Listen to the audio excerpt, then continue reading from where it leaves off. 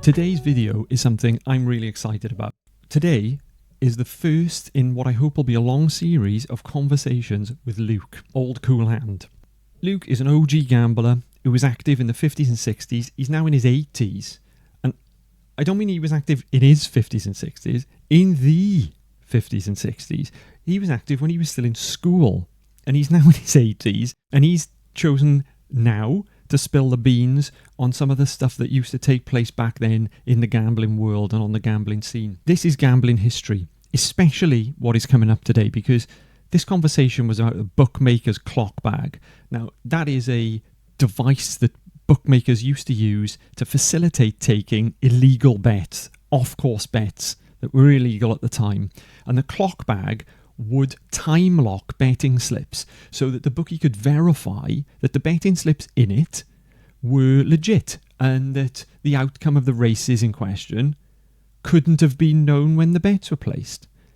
It was an anti-cheating device, basically, facilitating bookies taking illegal bets off course. We're going to hear about how it was used, how it was implemented. We're going to see what it looked like.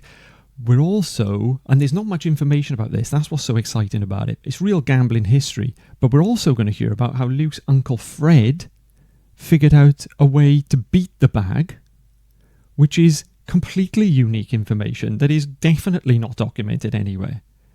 So I won't yap anymore. Let's sit back and enjoy this conversation with Luke about the bookmaker's clock bag.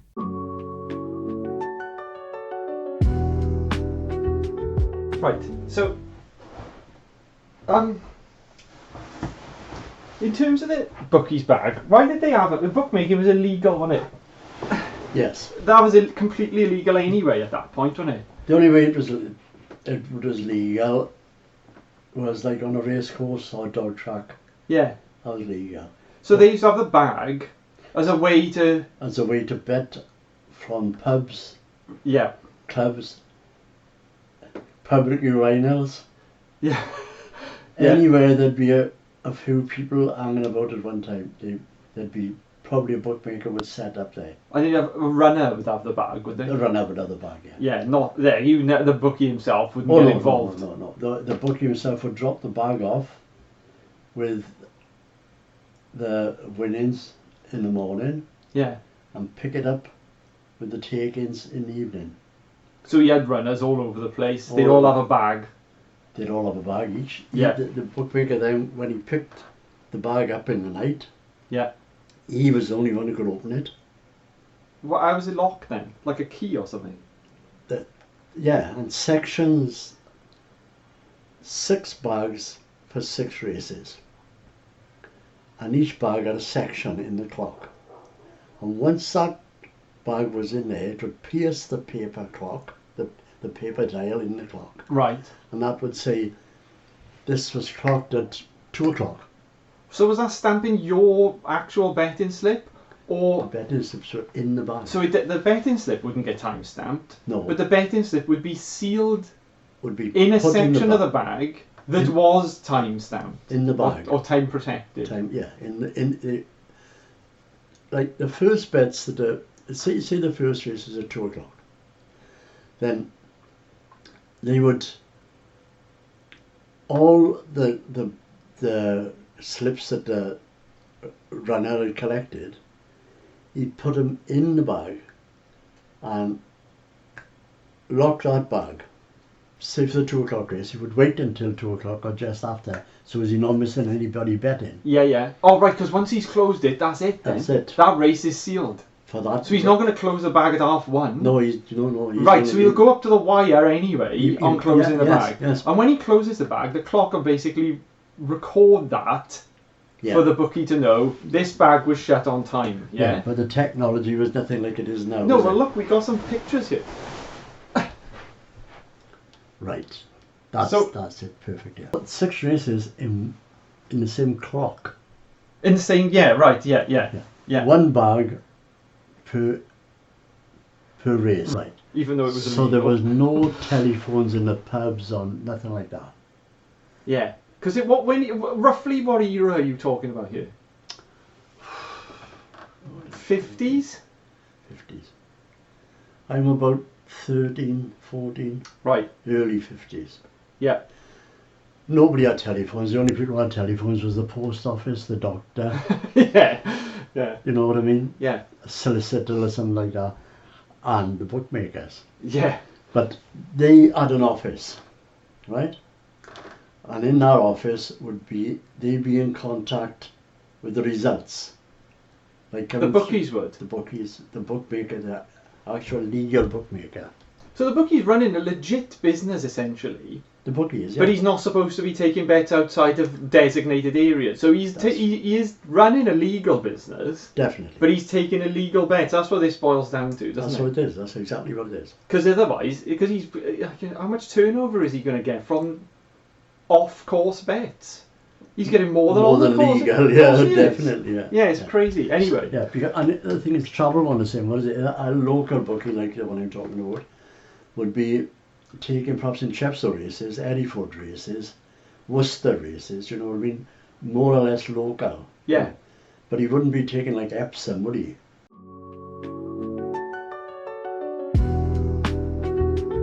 The runner used to take in the Druid pub in Hollybush. Yeah. Right, there was no phone in the pub. Yeah. The closest phone was up a rough hill onto the main road from the pub. Yeah. When you got to that rough hill, right opposite there was a bench, a public bench. By the side of the public bench was a telephone box. Ivan is probably unemployed, or as it was, Ivan was a part cripple, so he couldn't work. So that income from the illegal betting was helping him to live. Now, Ivan and my Uncle Fred were big mates, right? Yeah. And my Uncle Fred always trying to work out scams. It don't matter what it was for, he'd try to work out, if there was money there, he'd try to work a scam out, right? Yeah. And he worked this out. Ivan go on the phone to get the results. Like say that Because Ivan was the runner. Right, yeah. Say that, he's not, and he's clocked, right? And he goes on the phone now, get the results of the race. He phones the office of the bookmaker. He phones the office of the bookmaker. The bookmaker says to him, just for instance, we say he's ringing for the 2 o'clock result at Chepstow. Yeah. Now, Ivan would make a habit of repeating whatever they say to him. Yeah. Right. So we say, just for speaking, number 1 had won it. Yeah. So we're going to say first place, number 1, right. Second place, number 2, Ivan would be saying this back as they'd be saying to him. Third place, number 3. But while he was doing that, he would open the door into the telephone box, and he would stop the door from closing. So the seat was there just by the telephone box, and our Fred would be sitting on the seat, and I would be sitting next to him. Yeah.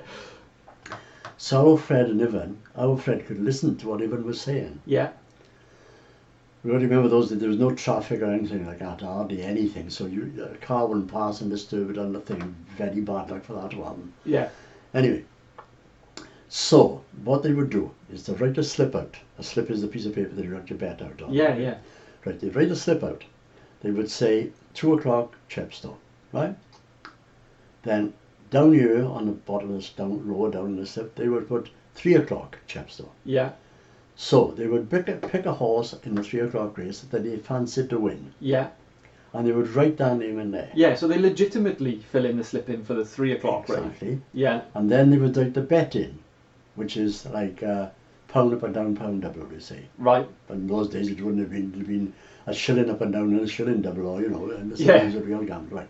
Yeah. And then you had a non-plume at the bottom of the slip, so they know it's you. But you wouldn't put your own name in there, see? No, in case the... And my mother's Well, initials arrested. was my mother's name was Elsie Annie Lewis, right? Mm. So her non-plume was Eel, Yeah. Elsie Annie Lewis. Yeah. So that's what she would, Eel. And if they knew it was Eel, they knew it as my mother had put that bet in. Everyone would know, see? Yeah. Right. Now, they wouldn't put this bet in on either of their names. They would use somebody else's non-plume, they knew, right? Yeah. So they would, and put the non-plume in on the bottom of the slip as well. So you got everything on our slip, bet, amount, a horse named in the 3 o'clock race, everything by that 2 o'clock race. Yeah. Right. Now, if I'm going to go on the phone for the result of the 2 o'clock race. Yeah, so they'd write everything in except the horse in the first race. Right. Yeah, yeah. Right, so our Fred would have the slip, the bags, the the clock, I'd have the clock. Yeah. He'd have the bag, I'd have the clock. Yeah. Evan's on the phone. Yeah. Evan would say 2 o'clock at Chepstow. Muhammad Ali #1. Bang bang in that clock, right? Before you finish any further, right? Yeah. That clips on that clock is done. Yeah. And this would be minutes Or seconds. after that race. Yeah. So it would be within... Short race, 5 furlongs. Right. Early result. Right. So it'd be within the time remit that the bookie would accept. Yeah, accept that, yeah. Yeah. And so that would be in before, and then it would say second number 2, red brown, third number 3, orange. Yeah. Oh, thank you very much, thank you. Yeah, okay, bye.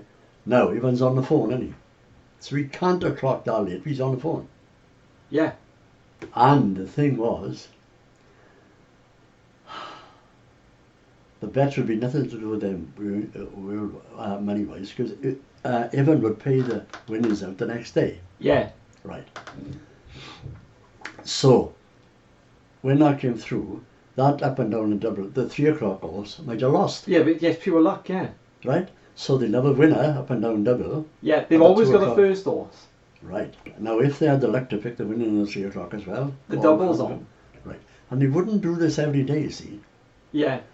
Like a little income once a fortnight. At Yeah. different times, different days.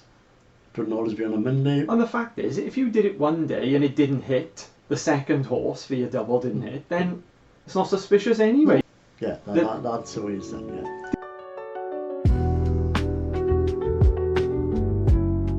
Didn't you have somebody who used to be able to open the bag as well? Didn't No, they somebody's wife? tried it, his wife. He was from Neutralina, and they were the same bookmaker, a different runner obviously. He was running the Neutralina, and his wife was a seamstress. Now those bags were like canvas, Right. and they were very finely stitched at the bottom, Yeah. and like and folded in, and it was. And he thought if we very pick that precise. stitching out, If his wife could pick that stitching out of a bag, you've got free access. right, and you don't have to use that bag till the last 3. You could do something in the last couple of races, like, but you'd have to clock in, say, at 5 o'clock. Yeah. So she'd have all day, because the bookmaker bring the clock up at 10 o'clock in the morning. Yeah. She could work on her bag till 5 o'clock in the night. Yeah. You do everything else legitimate, she'd have just that one bag. But if they had done it with a bit more common sense, really, not to try to win so much money, because the bet that they put in was phenomenal for his clientele. Okay? So they did pick it open, They did, and she stitched it back. and was the stitching good? Yeah, it was excellent. Oh, right. Thought he got away with Wow, it. so they would have actually managed to... Get away. But he put this... But he put this lottery winning bet.